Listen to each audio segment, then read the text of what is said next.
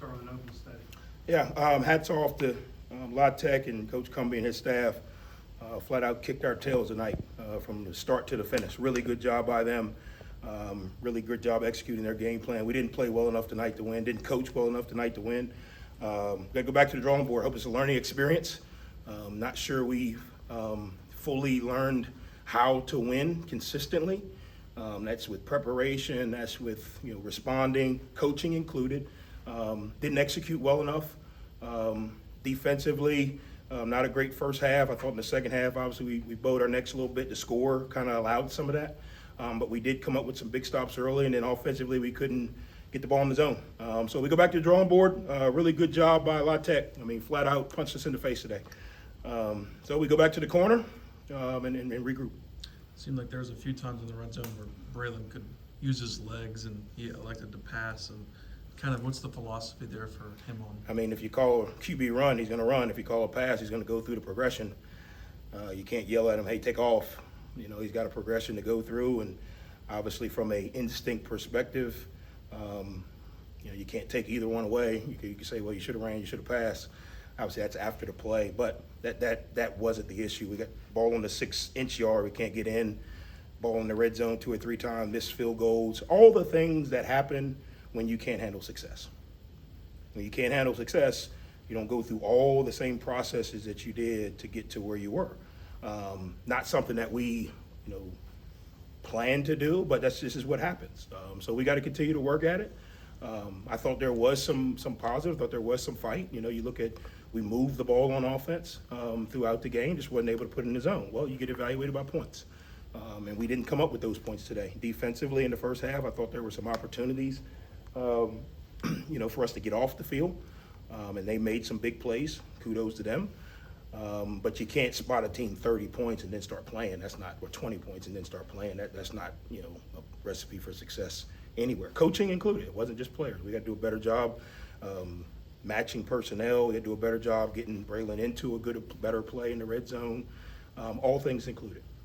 The first few plays they had to the tight ends, was that more of a scheme issue or poor eye discipline? We got the guys got him man to man. He blocks down. I look in the backfield. There he goes.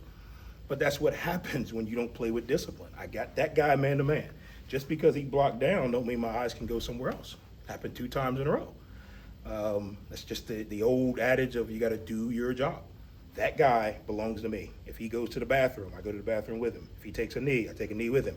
Not, well, he blocked down, now I'm going to go try to be aggressive to something else.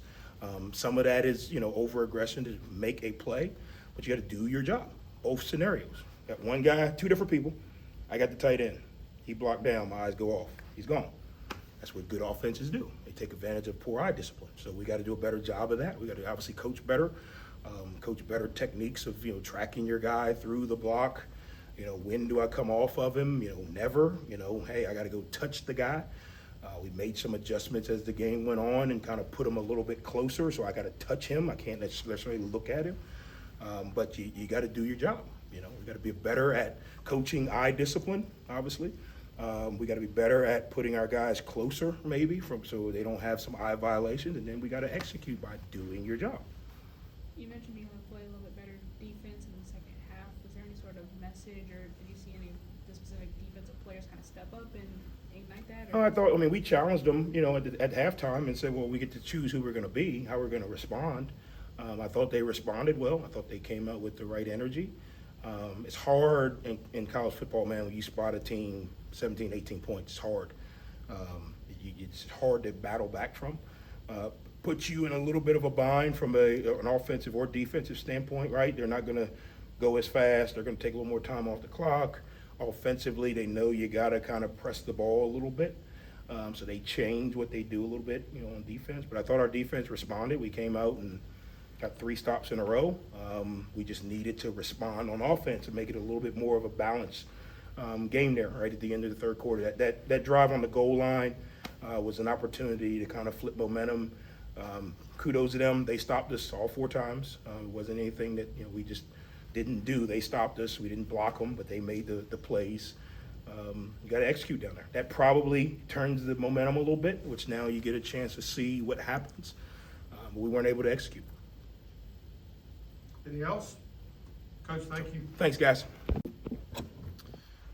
Chris, obviously they spotted you 30 points there in the first half, but I thought y'all guys responded very well in that second half. What was kind of the message of the locker room coming out of halftime? Coming out, we was just like, we're going to make a stop and let the offense score, do their job. We do ours, they do theirs.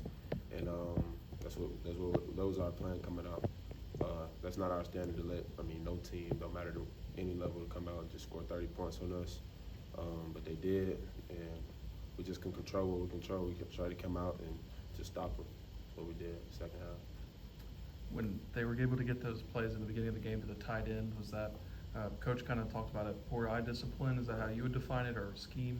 Yes, sir. It was a couple mistakes, missed assignments that we made. I'll just say it was just poor eye discipline. We should have had our eye on our man. Even if you step down, you read run, you still got to have, great eye discipline and be on your man, do your job. So we didn't do our job on that play, and that's what it resulted in. You were playing better defense in the second half. In addition to kind of a change in mindset and effort, was there any sort of tendencies that you picked up on that their offense was really able to? No, it really wasn't nothing that we picked up on. It was just more like we just decided that we were gonna stop them. Of course, I'll take that back. Of course, coaches made adjustments and made sure we was in the right spots. That's their job. That's what they always do. And Coach Seymour did a great job of doing that. And the other defensive coaches, but it's also a mentality thing. You got to go out there and be like, okay, enough is enough. We're not letting these guys score again. So, yeah. What was kind of Coach's message to y'all in the locker room after the game? After the game, he told us all week that we weren't preparing the right way, mentally, physically. Guys, we just weren't doing the right things, and that's what happens when you're not doing the right things. And that's just something we got to go back to Hattiesburg and clean up and make sure it doesn't happen again. Anything else for Chris? Thanks, Chris. Kari, offense was able to move the ball between the 20s. It seemed once you got in the red zone, it just was a struggle. Can you just talk about what was kind of going on in the red zone there? We continue to fight throughout the red zone. Obviously, it didn't go our way.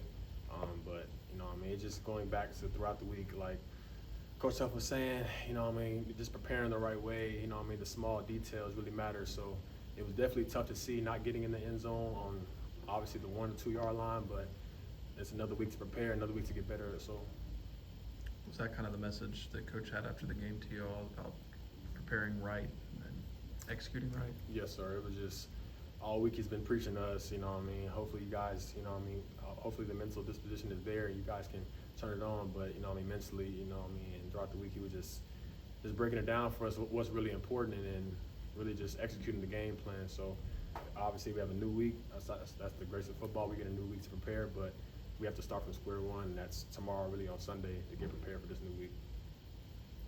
How has that connection with you and Braylon kind of grown throughout as this season has gotten started? Me and Braylon has been together since Tulsa 2023. So I've been with that guy for a long time. I know his family. I know everything about him. Really, it's just a connection we built over time. I'm excited to play with him. That's been my college quarterback for a while now. So it's really just on or off the field. If it's film, if it's grabbing something to eat, or if it's anything like that, me and him are always together and sharing time together. So. Anything else for Carl? All right, thanks, Carl. Yes, sir. I appreciate y'all.